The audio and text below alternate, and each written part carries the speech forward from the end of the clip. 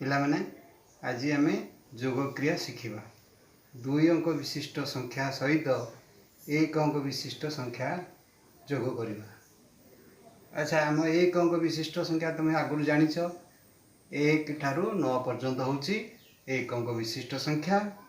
ଆଉ 10 ଠାରୁ 99 ପର୍ଯ୍ୟନ୍ତ ହେଉଛି ଯେଉଁ ସଂଖ୍ୟା ରହିଲା ସେଇଟା ହେଉଛି 2 ଅଙ୍କ ବିଶିଷ୍ଟ ସଂଖ୍ୟା। ଆମେ ଆସ ଯୋଗ ଶିଖିବା। 2 ଅଙ୍କ ବିଶିଷ୍ଟ ସଂଖ୍ୟା ସହିତ 1 ଅଙ୍କ ବିଶିଷ୍ଟ ସଂଖ୍ୟା ଯୋଗ କରିବା। ପ୍ରଥମେ ମୁଁ ଗୋଟିଏ 2 ଅଙ୍କ ବିଶିଷ୍ଟ ସଂଖ୍ୟା ଲେଖୁଛି 35। ତା ସହିତ ଯୁକ୍ତ 7। ଆମେ 35 ହେଉଛି 5 ହେଉଛି 1 ଅଙ୍କ ବିଶିଷ୍ଟ ସଂଖ୍ୟା, 3 ହେଉଛି 10 ଅଙ୍କ ସଂଖ୍ୟା। ତାହେଲେ 1 ହେଉଛି 1 ଅଙ୍କ ବିଶିଷ୍ଟ ସଂଖ୍ୟା। ଆମେ ଯୋଗ କଲାବେଳେ ଲକ୍ଷ୍ୟ କରିବା ଯେ 1 ଅଙ୍କ ତଳକୁ 1 ଅଙ୍କ ସଂଖ୍ୟା ଲେଖିବା ଏବଂ 10 ଅଙ୍କ ଥିଲେ 10 ଅଙ୍କ ତଳକୁ 10 ଅଙ୍କ ସଂଖ୍ୟା ଲେଖିବା। ଆମର କେବଳ 7 1 ଅଙ୍କ ବିଶିଷ୍ଟ ସଂଖ୍ୟା ଅଛି। ଆମେ ତାହେଲେ ଯୋଗ ଆସ କରିବା। 5କୁ 7ରେ ମିଶାଇବା। ଆଚ୍ଛା, 5କୁ 7 କେମିତି ମିଶାଇବା? ଆମେ 5 ଜାଣିଛି। ମୁଁ କେତୋଟି ଆମେ ଯେଉଁ ବ୍ୟବହାର ହୋଇଥିବା ପେନ୍ ଗୁଡ଼ାକ ଆଣିଛି, ତାକୁ ଆମେ ତାରି ସାହାଯ୍ୟରେ ଯୋଗ କ୍ରିୟା ଶିଖିବା। ଦେଖ, ଏ 5 ଆମେ 5ଟି ପେନ୍ ନେବା। 1 2 3 4 5।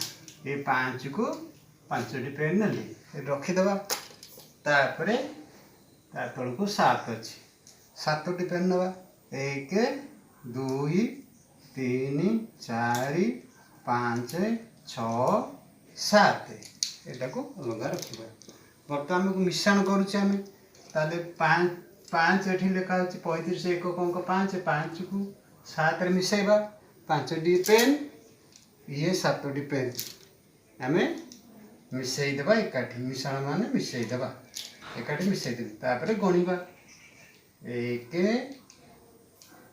2 3 4 5 6 7 8 9 10 11 12। ସରିଗଲା। ଆମେ ଦୁଇଟାକ 5 ପେନ୍ ଆଉ 7ଟି ପେନ୍ ଏକାଠି ମିଶାଇ ଦେବାରୁ 12 ହେଲା। ଆମେ ଏଇଠି ବର୍ତ୍ତମାନ 12 ଲେଖିବା।